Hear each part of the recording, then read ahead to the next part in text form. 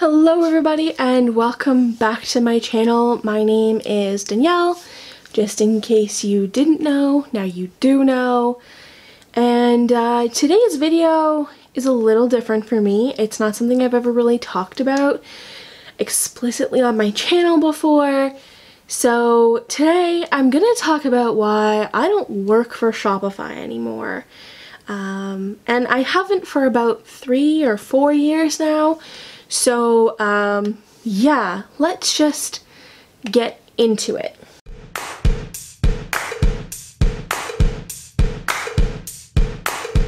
So I have got my notes here in my productivity journal just so I make sure I don't miss anything. I would like to note that even though I don't work for Shopify anymore, and I was in fact fired from Shopify, or let go, that's the more PC polite term, I still love Shopify as a company and a service and a platform or product, and so I still work with Shopify as a product. I just don't work for Shopify as a company. So I'm gonna tell you about the day I got fired. So it was a Tuesday. I worked the day before. At least I think it was a Tuesday. I can't remember. It's been a long time. I remember though that I worked the day before, and that is what really threw me off. I worked my regular shift. I wasn't late. I didn't do anything wrong, at least not according to the HR person that I talked to. So my team lead and I had been having disagreements for a while, and in fact I had gone to HR and scheduled a meeting that was happening the following week to discuss our issues, I guess. And I worked in customer service, so I talked to people on the phone and I did chats live, 3 at a time. I had like a 90% smile rating, which is basically if you've ever had a call or a chat with Shopify, afterwards they send you like a survey and it's like a smile, neutral, and a frowny face, and if you like click the smile, that's your smile rating, and you wanted to have a good smile rating. I had over 90%, which was great. I didn't really have any reason to be fired. Like I was pulling all the metrics I was supposed to be, but according to my team lead, he just did not see me having a future with the company as customer service or any other position. I just wasn't right for the guru role, even though I'd been doing it for a year. Apparently I wasn't right for it. Fine. What I think it really stems down to though is the issues we were having in difference of opinion. My team lead was a man who really didn't like you to have opinions, and I have lots of them, and I share them openly, never in a very rude or condescending way. I'm just like, hey, have you guys thought of let's do this, or offering suggestions, and I love helping people and I love offering solutions. And the team I was on before coming to this one, because I was new to this team, in fact the entire group was new, when they had created an extra shift, I volunteered to move to a new team because they needed somebody to fill this one out. I think I probably would still be working there, or at least for a little while longer I would have been if I hadn't switched. So that makes me feel super awful, but you know what? So my old team, we would often come to our Slack channel, which we used frequently, and we would say, oh, I have this problem, anybody run into that before, got any suggestions? And we would just openly help people if we had the time, or we knew the answer and it was really quick, or something like that. We would help each other, and we just worked together as a team to do good things, right? So I continued with that. When I got to this new team, I continued to offer the same sorts of solutions and offer my team help. Oftentimes I would know the answer, or I would want to, help people out, or I would say, oh, it'd be really great if as a team we did this or something like that. And every time I would write something in our Slack channel, I would get a private message that went something like this: please don't share that information openly in the group chat if I haven't approved it first. And it would often be something that would help somebody really quickly, and every time I turned around, I was being told not to help people on my team. That was his job, and often the solutions he gave were not real solutions and not helpful, not what the person was asking, and it got very frustrating. And I would speak out to him. I would often say, like, listen, the solution you just gave is no good. Like, it's not what they're asking. I would speak back. I would say, listen, what you're saying is not helpful. That's not what I asked. Especially when I would ask for a question and no one would answer, because he had told everybody not to answer, and it was only him to give solutions in our group chats, which was very frustrating because he would take forever. And he would always say, get them off the phone, and say you'll email them back. I'm like, but I know this is a quick solution and someone has to know. Can't you just point me in the right direction? I want to help them right now. And he was very, very determined to push everything to emails so that I would have a lower handle time, which, granted, I probably had the highest on the team because I was a one interaction and done, which was supposed to be our goal, was always speak to the customer once and get the solution on the first interaction, so they don't have to call back again, so they don't have to make contact, so they can just move on with their life, run their business, and get things over with. And that was not how he liked to operate at all, and it didn't seem like the most logical or efficient manner. And yes, I probably shouldn't have talked back to him. I was never rude. I would just say openly, well, privately to him via Slack, the solution you just gave me does not help me, and I've already tried that. And do you have another solution? And he would often say, no, I do not. And that's super frustrating, because where else do you go? You're only supposed to go to your team lead. And so if you needed to get tech support, or higher tech support than what I was already offering, you would go to a second level and you would say, hey, I'm looking for this. Does it help you? And they would often be like, this is something your team lead should know, or this is something that is super easy and is very fast and doesn't need to come to us. Be like, well, my team lead made me come here.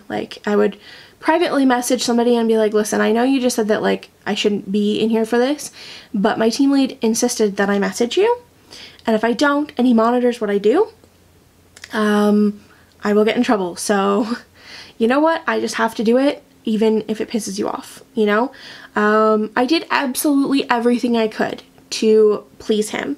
And oftentimes he would complain if someone was way better at something or not so great at something, and he never wanted an outlier. He wanted the whole group to be clumped together.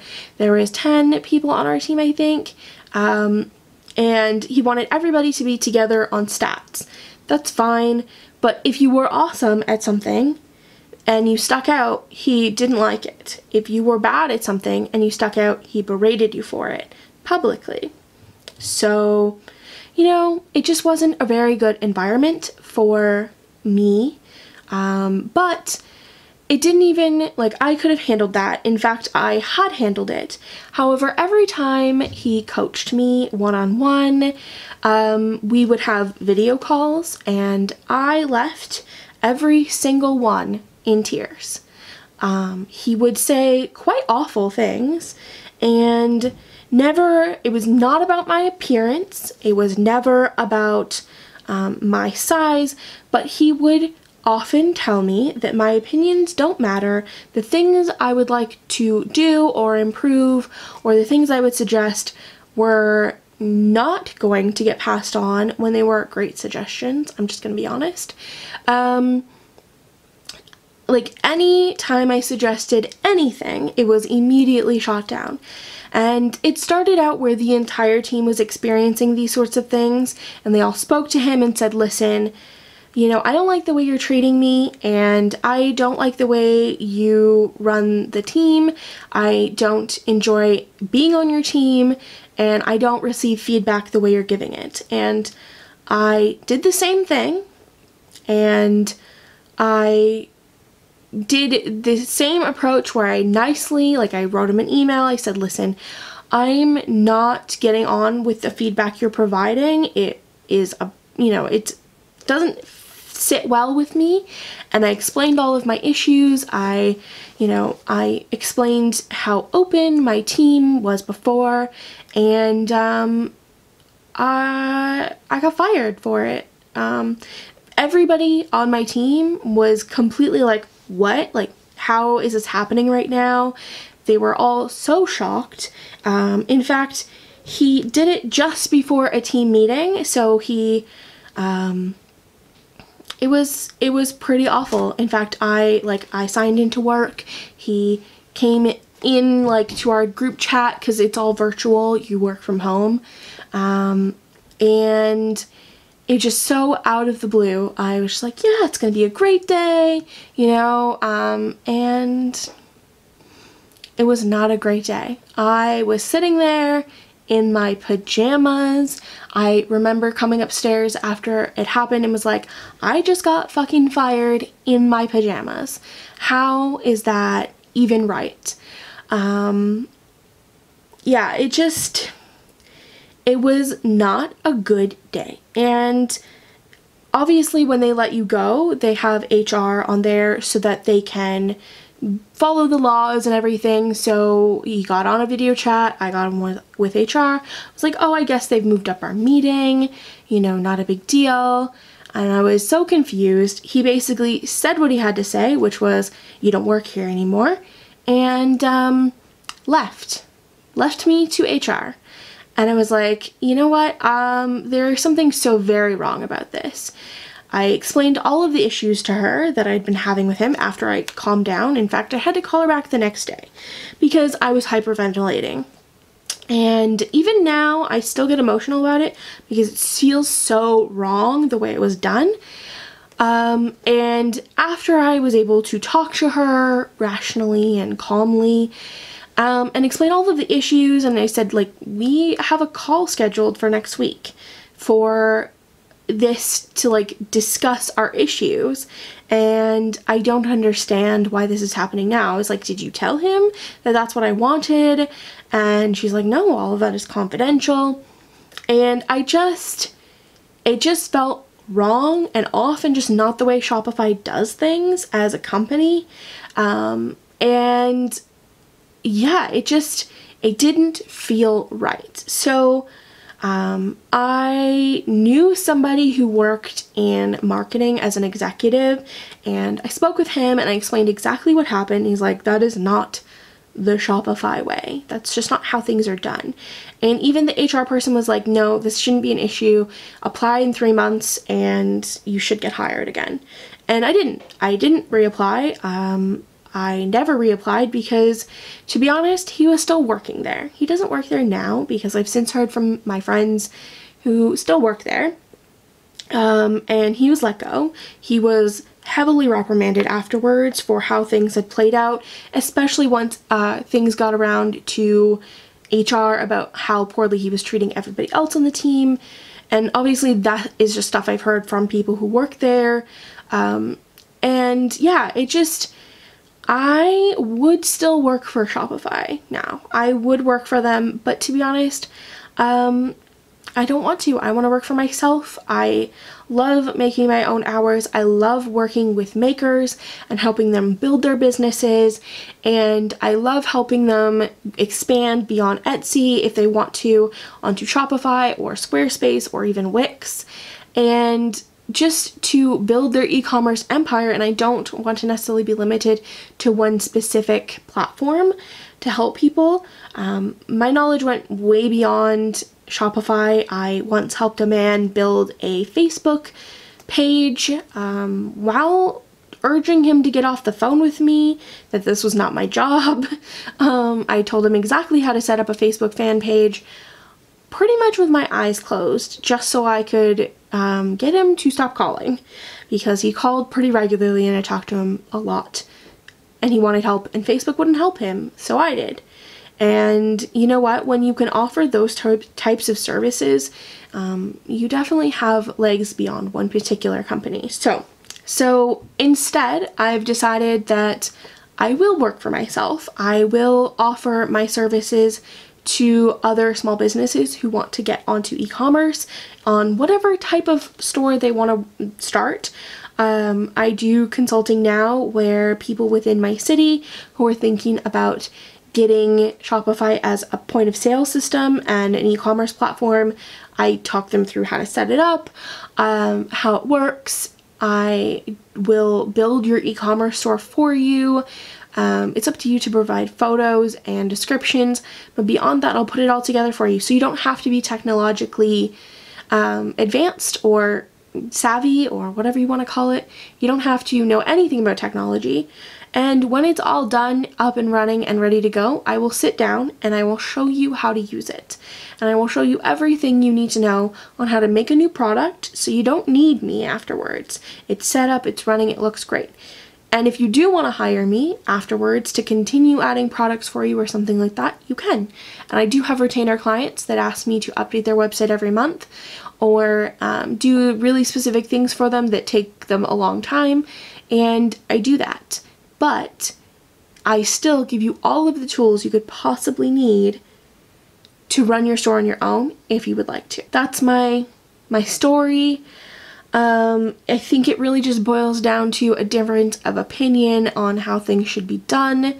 I don't think that one person should have the power to fire somebody like that out of a company. I do understand that they want team leads to have ownership over their team members and feel like they are a company of 10 and they are the CEO of that particular team.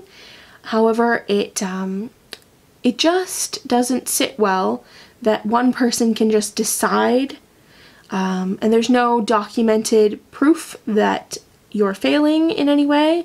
They can just decide, no, I don't want them here anymore. That's how, tech companies can work. Again, I have no hard feelings towards Shopify. I use them every single day. The perks for working there are awesome. The perks for not working there are awesome because when I was fired, I got to keep all 4 e-commerce stores that I have. It was a bonus of, well, when you work there, you get any stores you create for free because you need to be able to learn new things and build new things, and they want you to have an entrepreneurial spirit, and they want you to build a store, and they want you to make money on the side or make it your full-time gig eventually. It's up to you. But when I was let go, I got to keep all my stores. So I have both my Rebellious Clove, my Danielle McAllister websites on Shopify, and then I have 3 others, maybe 2. I can't remember. There's so many of them. But I do have multiple stores that I run, and I try new things on them. I do print on demand, which is how I do my merch shirts, which is pretty great because I love that I don't have to keep inventory. You know, there's just so many levels of having an e-commerce store and different types of e-commerce, and I nerd out on it all the time, and I love that I still get to do that. I love that I still get to run my stores. I'm rambling. I've been talking to you for like 20 minutes now. Thank you so much for watching. Oh, I do have one more thing to say. Speaking of merch and print on demand, I have released a limited edition unapologetically fat line. Basically it's a Christmas sweater-esque design, not overly Christmassy, but definitely Nordic sweater looking, a line of merch. So it's only available for the month of November. If you want it, get it. If you don't, that's cool. just don't bitch about me making money, because that's how this world works, is I make money, I make content for free, and I don't force you to buy the things. So, some also news, I did shut down my Patreon. I only had one patron, and it was just ending up being a lot more work for very little return. And I just figured if I can focus on building my channel and making regular merch sales, then it'll all balance out in the end. So, I don't think I have anything else to add. Thank you all so much for watching this. If you want to see more from me, subscribe, and if you like this video, don't forget to give it a like. Thank you again so much for watching all the way to the very, very end of my rambliness, and I will see you guys soon. Bye!